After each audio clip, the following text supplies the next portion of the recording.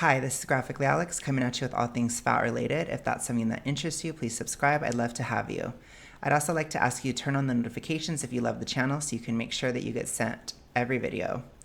Now, let's get into today's topic. So this article is actually an article about a fat woman that has had issues or has issues dating fat guys. And I want to go ahead and read this. I actually heard about this article from this TikToker who actually mentioned me, Elizabeth Snaz. Thank you for the shout out. I appreciate it. But I wanted to go ahead and cover the article that she mentioned because the idea of it kind of fascinated me, because we talk a lot about on this channel how a lot of fat acceptance activists have thin partners. And I wonder if Miss Yvette Dion is perhaps one of the more honest ones. This is pretty recent. This is November 2022. So let's go ahead and get into this article. I'm sure it's going to be a little spicy. Okay. Laying my eyes on Elijah for the first time in 2012 is a memory that's forever seared into my mind. I stood there frozen as he slowly walked across my college's gravel-strewn parking lot, dressed head to toe in black with the brim of a black baseball hat covering his brown eyes.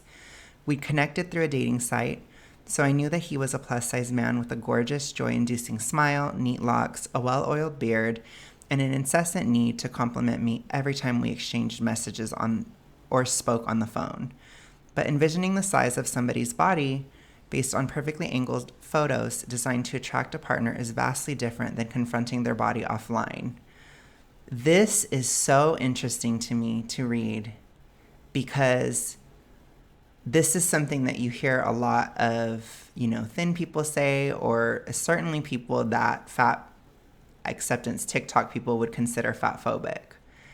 So that is pretty interesting. And I am going to be interested to see if she does flip this narrative at all or if she continues with it. But let's go ahead and read through. Okay. As Elijah walked closer and the start of our first date loomed, several paranoid scenarios flitted through my mind. Would one of my classmates or friends see us together and taunt me for dating a fat man?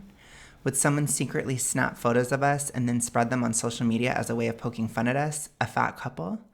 I waited for him to reach me, and when he did, all the panic and fear dissipated into the warm night. I looked him up and down, noticing his beard and the largeness of his belly and waist, and a sense of calm set in. I felt safe with him. So weird to see this. I'm Elijah. Are you Yvette? He asked as he reached out his hand to me. I nodded, looking up at his looming 6'2" frame, still unable to find the words, but able to place my hand in his. Can I hug you? He asked. I looked around, making sure nobody was lurking in the shadows before I stepped into his arms. I knew I wouldn't be able to fit my arms around his waist, so I opted for his neck and hugged him, first with a hesitance and then with an eagerness. Nobody was watching, so I hugged him and then hugged him again. So crazy. So can we just admit that a lot of FAs are projecting what they think onto other people? This is like everything they accuse everybody else of. And I'm not saying that there aren't plenty of people who don't want to be seen dating a fat person or who don't want to date a fat person. But I am saying that there are a pretty solid amount of thin people that don't actually care. Just saying. So this is really interesting to see as a fat person, because it is kind of obviously hypocritical, right? It's very obviously hypocritical. But I will say I have experienced a pretty significant amount of fat phobia in the gay dating world from fat men, which I find interesting. And you'll notice, or I notice, that a lot of, chunkier guys on Tinder, Grindr, etc., they will say that they want somebody that's in shape. And it's one thing, like, if somebody is in shape and they want that, like, I get it. I don't even care if somebody wants somebody in shape, but it is pretty interesting that, you know, you may think as a fat person that if you go for another fat person, it would be fine, but it probably won't.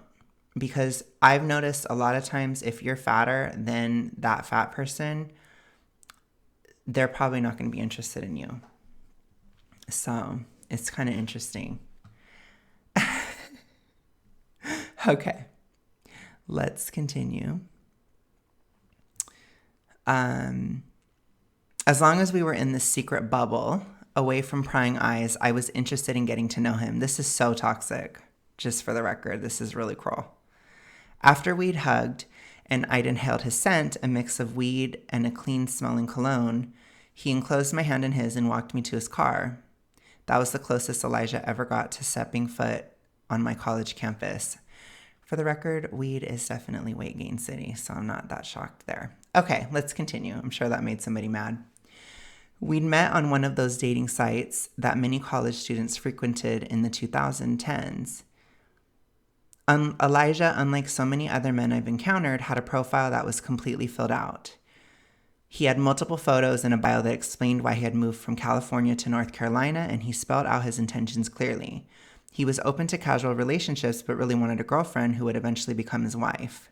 I swiped right because we had similar interests and equal investment in being in a committed relationship and a lot of ambition that could be encouraged through a friendship and, eventually, a romantic partnership. After we sent a few messages through the app and exchanged phone numbers, Elijah took the initiative to ask me on a date. His urgency impressed 21-year-old me.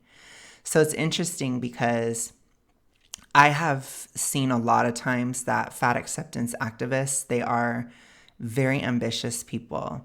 Some would say even ruthlessly ambitious. Like, I've noticed that a lot of them are very, very concerned about status. They're extremely concerned about, like, you know, a lot of them will wear makeup and they're very much into their appearance and careers and all this stuff. And it's just interesting because they act like they resist fat phobia or they resist these things. But at the end of the day, she has all these issues with dating him because she sees a fat guy as a loser. I know that that's harsh, but that's what I honestly think. She sees a fat guy as not ambitious enough for her, which is interesting because most people will say, I don't want to date a fat person because they're unhealthy, or I don't want to have to take care of them, or I want to be able to go hiking and do things, and I don't want that sort of baggage within a relationship. But it's a lot more of like the functional things. But fat acceptance people, they typically don't view health consequences as a part of being fat. So in a fat acceptance activist's mind, their only reason for not wanting to date a fat person would be because of status, which is the most fat phobic reason to not date somebody. It's very interesting. And we've seen this in this article already because she keeps pointing out how she looked around and made sure nobody saw. Very interesting. When he stepped out of his car in that parking lot, I felt repulsed and then overcome with shame for having such a viscerally fat-phobic reaction to his plus-size body, since I was also fat. Yes, it is extremely hypocritical on so many different levels. Dating sites are often cesspools for plus-size people, especially for fat women. We're often, FETISH or pursued by FEEDERS, people who overfeed fat people and enable us to overfeed ourselves to make us undesirable to others. Yes, this is a real thing. It's also to make you more attractive to them, for the record. I just have to clarify. Or we're being fat shamed, whether it's through those no fats or prefer women who exercise, as if plus size people don't use their bodies for anything other than eating, that litter profile bios or being deemed liars and catfishes because we choose to show our faces instead of our entire bodies. Yes, but notice the amount of hypocriticalness in this person. She's very much complaining that other people are a certain way, but it's okay that she's that way. And again, it's very much one of those things where it's horrible if, you as a woman are being treated this way, but it's perfectly okay for you to treat men that way. It's very, very toxic. If I was straight, I would run from this person. Oh my gosh, this is like the most toxic start ever.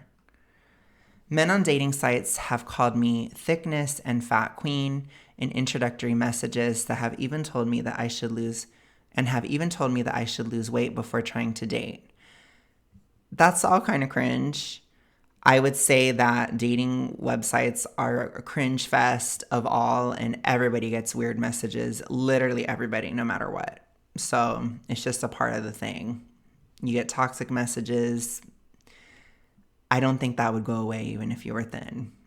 It's very much a thing in general. As much as that rejection stings, however, I have also perpetuated sizeism against potential partners. I've swiped left on men simply because they're larger than me or because they, like me, have more than one chin. Doesn't make much sense, does it? It's very hypocritical. There's nothing wrong with having a preference, but if you have a preference for like a certain thing, especially something that you can do, like you can get thinner or you can make a certain amount of money or something. I mean, I don't know about money, but I'm just saying, like, if you have a certain standard that you yourself can't meet, it's really cringe in the dating world. And that doesn't mean that like a partner can't be stronger in one way and the other person can be stronger in another, but you still kind of want to date on your level. And in order to do that, you have to not be hypocritical. So if you care about a guy being fat, then you shouldn't be fat. You cannot be fat. So if you have that expectations of others in the dating world, then you should also have that expectation of yourself, period. This doesn't happen very often. There's a lot of fat people that are like this. So many. Anyways, let's continue. I swipe left on men similar. I already read that. Dating doesn't exist in a vacuum of choices that are somehow separate from the ways in which we've been socialized to think about desirability and attraction. Speak for yourself. As somebody who is gay, I was very much socialized to be straight. I was very much taught that it was wrong to be gay. I was very much taught that I shouldn't.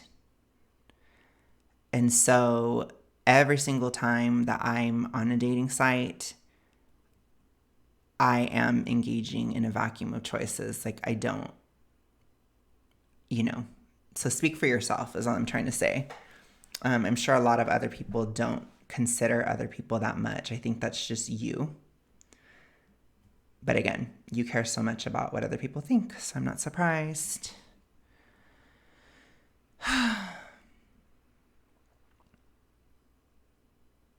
Whom we find attractive and whom we choose to date is a reflection of our indoctrination into a culture that creates hierarchies of desire around race, gender, size, and religion.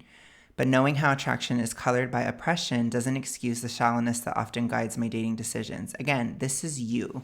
Not every single person in the world internalizes everything. I certainly don't. Again, I think there are plenty of people that do not internalize societal messages of a bygone era in their dating preferences. I think it's a certain type of person. I'm not saying that it's not completely uncommon, but I'm saying it's not everybody. Certainly not. So I think most people go to a dating site and they look for somebody that they're attracted to. I would say that's probably the most average experience of a dating site. And that's just how it is. So, but for her, she considers all this other gobbledygook. That's fine if that's your thoughts, if that's what you think, or if that's how you are. I'm not coming for you, but don't project the way that you think about dating onto everybody. I think most people, they go for what they want, or maybe they look at dating through a religious lens. So maybe they want somebody of the same faith as them. Anything else, it's kind of not the most common. These days, I'm sure people would be like that about politics as well, but that wasn't always the case. And that probably won't always be the case. That's like a thing of the times. But most people, it's religion and attraction. That's most people. Okay, let's continue. Da-da-da. All the messaging I internalized about fatness shone through my relationship with Elijah. While I've written screeds about it being fatphobic and discriminatory to hide relationships with plus-size women, I participated in the very culture I rebuked, which is cringy.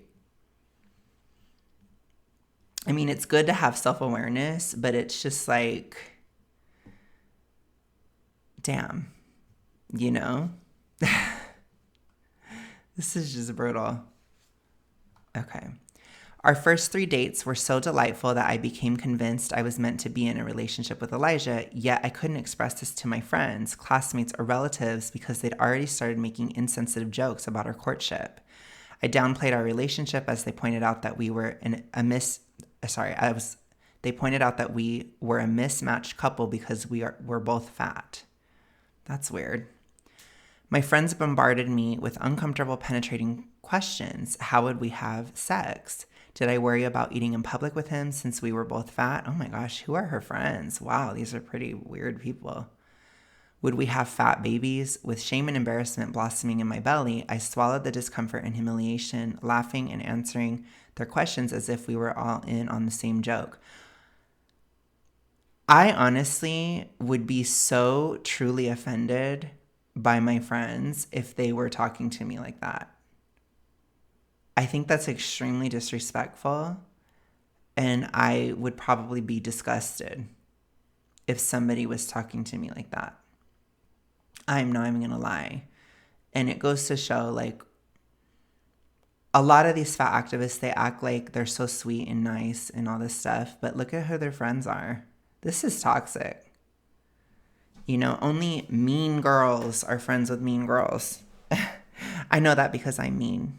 I'm just kidding. But no, I am mean. But I am friends with mean girls. But I don't come on here and tell you guys I'm so sweet and innocent all the time. I don't. That's where I differ from fat activists. I'm pretty, you know, I am what I am. You guys see. So you're not surprised. Okay. Anyways, I would be disgusted by that though. So I would definitely, I don't know.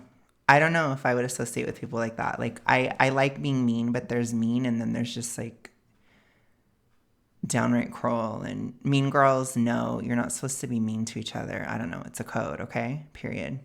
By the way, I'm Janice and I'm most like her from Mean Girls, for the record. Anyways, being too gay, let's move on.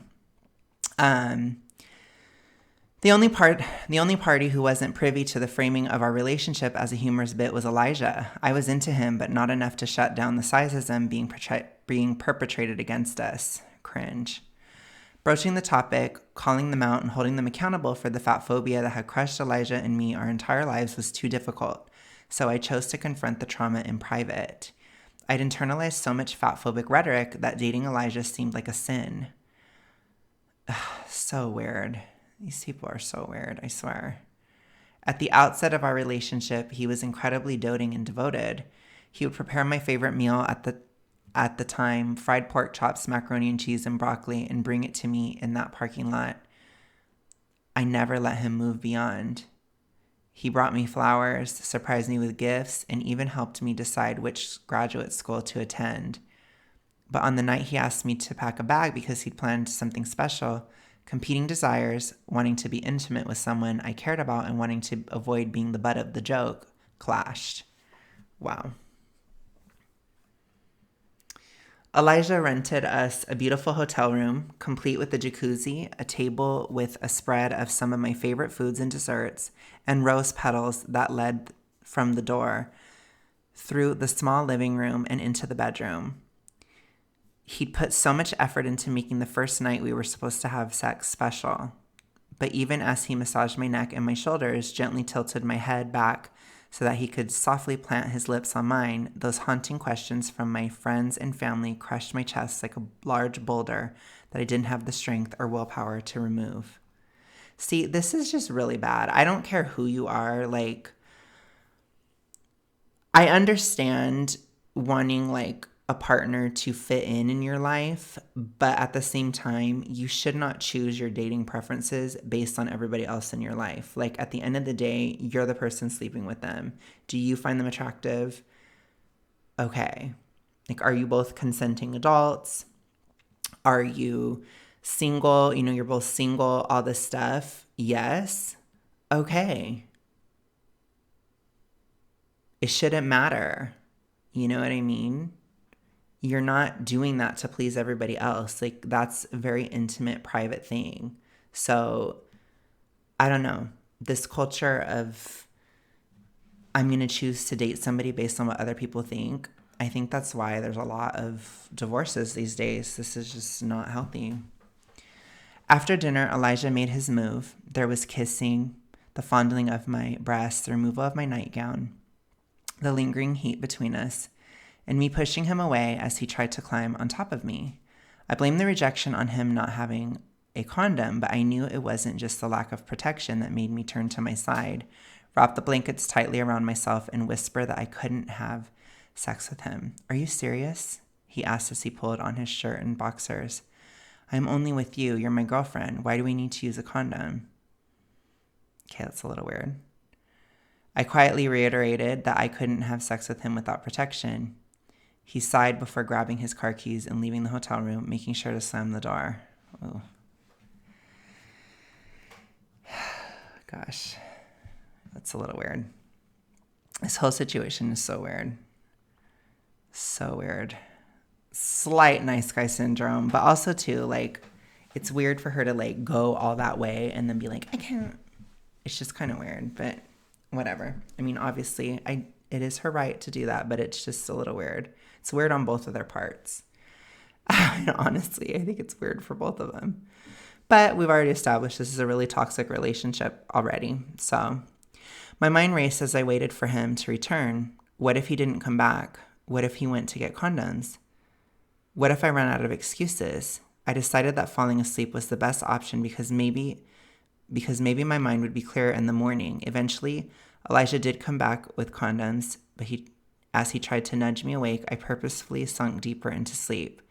Finally, he sighed with frustration, turned onto his side, and began watching another movie until he too fell asleep. When we woke up in the morning, shame seeped through my skin and into the blankets.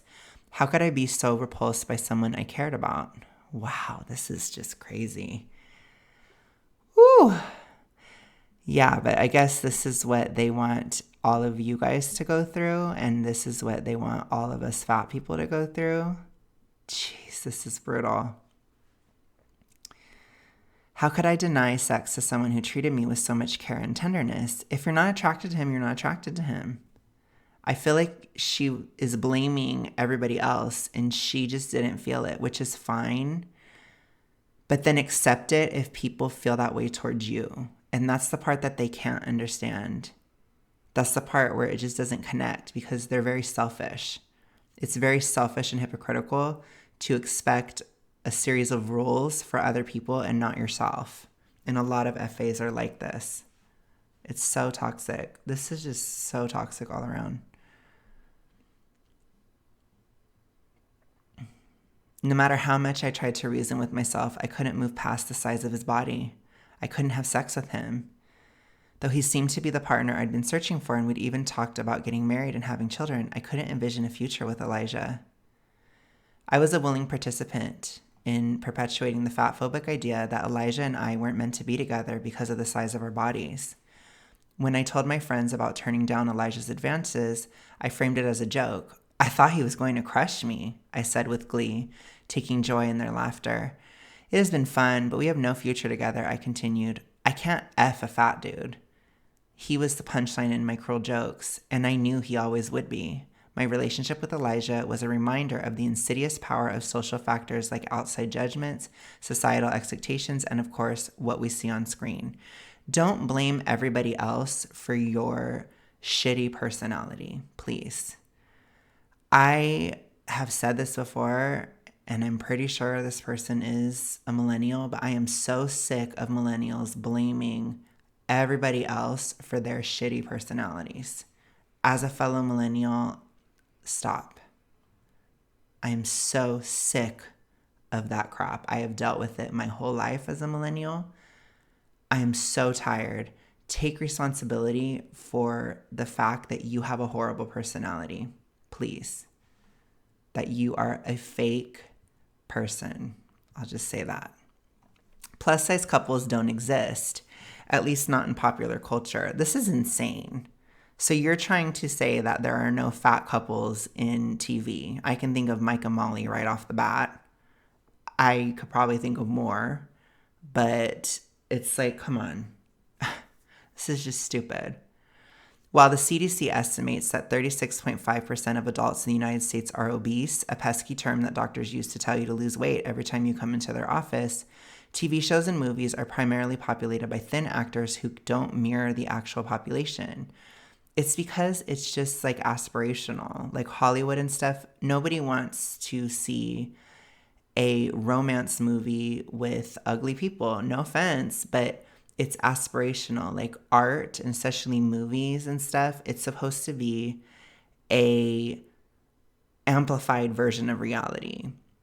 So whether it's a horror movie, I just watched a horror movie with my grandma where, there's like, I watched Malignant.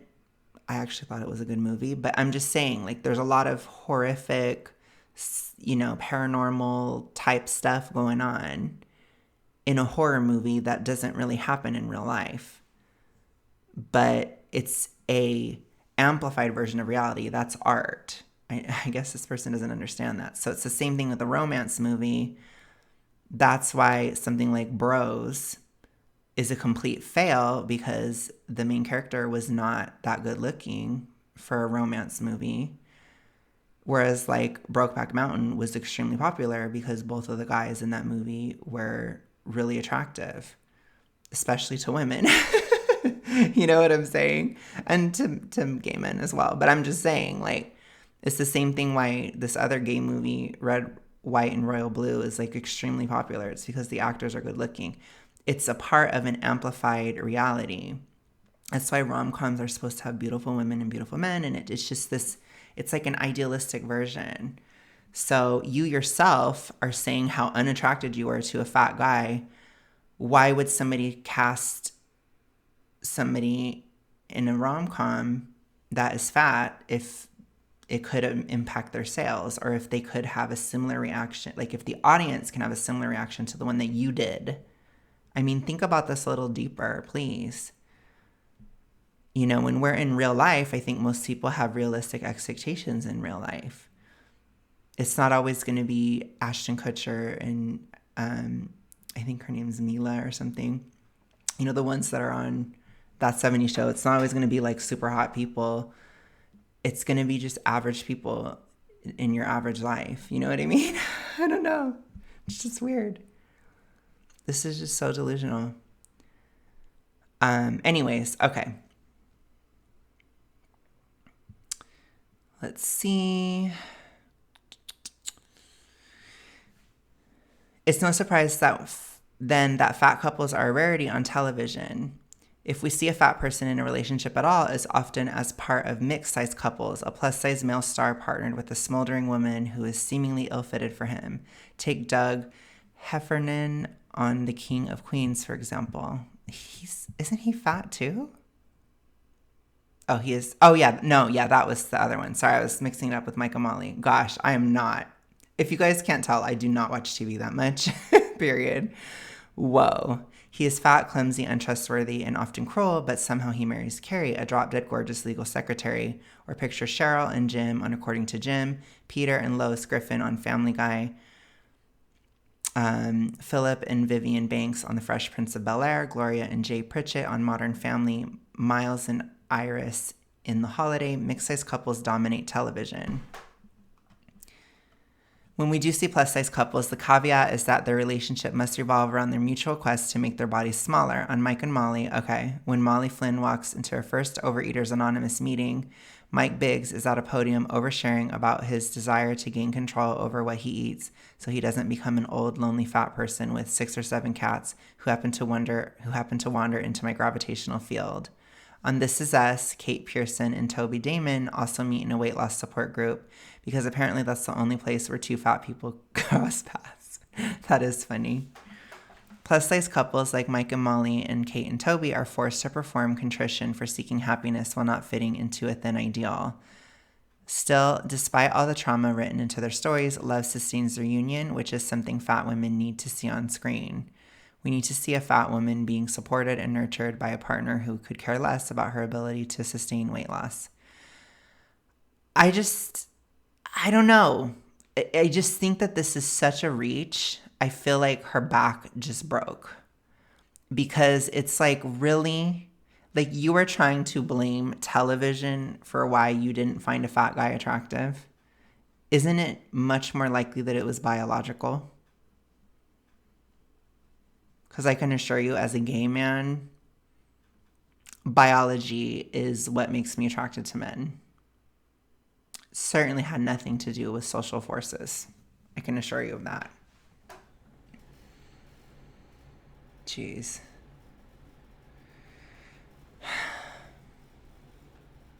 When you are as aware as most fat people are, and I definitely was when I was dating Elijah, that you are under constant surveillance when you eat, get on a plane, go to the doctor, even try to fit into movie theater seats, the goal becomes shaking off the target on your back. Choosing to partner with someone who's also facing scrutiny merely because of their size takes courage, a courage I didn't have. It doesn't. This is so stupid. What the heck? This is like, I don't know, but this must be the logic they have, you know? Because I can't even imagine caring like this much. You know what I mean? Like, personally for me, I would prefer a guy who's in shape, but it's not like a hard line for me. I don't necessarily want somebody like hugely obese just for a lot of different reasons, mostly health reasons, but like, if a guy is kind of chunk or doesn't have abs or anything, like, I care more about other things, like as far as the superficial side of stuff. So it's like there are other things where they're less negotiable, whereas like that type of stuff, like body type, it's a little bit more flexible for me. Like, there are plenty of guys who are fat that I've been attracted to. Like I said, though, they don't tend to reciprocate, which is crazy. And for me, it's like, if I do all the work to lose all the weight and get in great shape and all this stuff, I might as well incorporate that preference onto my preference list because I had to do that work. So that's kind of where I'm at, but it's not like the super hard line for me. Like, I had an ex gain weight throughout the course of my relationship with him, and it didn't bother me. I was still extremely attracted to him. So it's like, I cared more about the health stuff, the health side, but it's like, don't project your BS onto everybody else. Like, I don't know. This is just so bizarre. Like, do other people think like this? Like, am I a freak for not thinking this way at all? Or like, because I don't ever hear this. Like, is she speaking some unspeakable truth that I've never heard anyone say? I mean, it's just ridiculous. It is ridiculous. Whatever. On our first date, Elijah took me to one of those chain restaurants that sell good drinks and appetizers for reasonable prices. Immediately, a waiter tried to sit us at a table that had high bar stool chairs at the center of the restaurant. In a calm but firm tone, Elijah told our confused waiter we couldn't sit there and pointed out a spacious booth in the back corner where we wouldn't be on display for other restaurant goers. Our waiter sheepishly obliged. Don't say it's because of on display. It's because those high chairs are they're horrifically uncomfortable when you're fat, honestly. I'm just keeping that 100. They are not fat friendly at all. Navigating those simple elements of relationships. But it's like, could you imagine being like, gosh, I don't think I can go out with this person because we have to sit at a booth when we go to a restaurant. Like, I'm just like, wow. Like, you have zero resiliency. You would have issues with every single relationship ever. I mean, this is just ridiculous. This is so petty. Navigating those simple elements of relationships was made difficult by a world that's not built to accommodate larger bodies. This is like the most ridiculous article I've ever seen, honestly. Like, and I've been looking at this stuff quite a bit, and I think your fat friend is her one on like how friends should help fat people was absolutely nuts. But this one it's like even more of a reach in a lot of ways. This is just so insane. Like, you are trying to blame society for the fact that you weren't attracted to this guy. You weren't attracted to a fat guy. I don't know. This is just so crazy to me.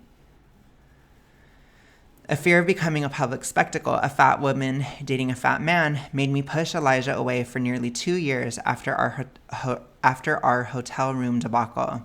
He was supposed to meet my parents and attend my graduation ceremony, but I made excuses for why he couldn't. I ignored his phone calls and text messages and then pretended I didn't remember that we'd made such arrangements. When I left North Carolina to spend the summer in Minneapolis and then head to graduate school in Illinois, it became very easy to leave Elijah behind. He never brought up that night in the hotel room, and I never did either. I buried it instead, content to use the narrative of long distance being too difficult as an excuse for why our relationship ended. When we separated, I could sense the relief from my friends and from my family and my friends. They no longer had to worry about me having fat babies.